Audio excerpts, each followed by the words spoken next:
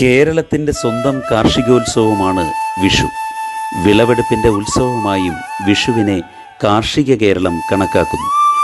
രാവും പകലും തുല്യമായ ദിവസം എന്നാണ് വിഷു എന്ന വാക്കിൻ്റെ അർത്ഥം. ഐതിഹ്യപ്രകാരം നരകാസുരൻ ശ്രീകൃഷ്ണനാൽ വധിക്കപ്പെട്ട ദിവസമാണ് വിഷുവായി ആചരിക്കുന്നത്. കണിവെച്ചും കൈനീട്ടം നൽകിയും സദ്യ ഒരുക്കിയും പാട്ടുകളും നൃത്തച്ചുവടുകളുമായി മലയാളി വിഷുവിനെ സന്തോഷത്തോടും ഉത്സാഹത്തോടും എതിരേൽക്കുന്നു.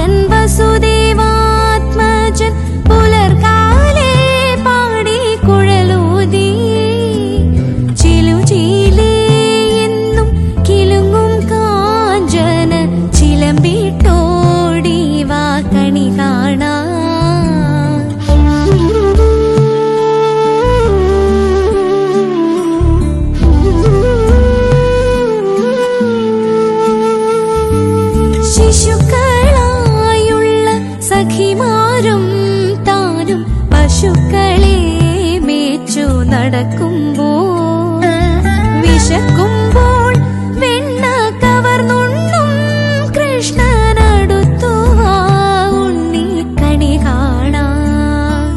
ശിശുക്കളായുള്ള സഖിമാരും താനും പശുക്കളെ മേച്ചു നടക്കുമ്പോൾ വിശക്കുമ്പോൾ വെണ്ണ കവർന്നുണ്ണും കൃഷ്ണനടുത്തു വാ ഉണ്ണി കണി കാണാൻ.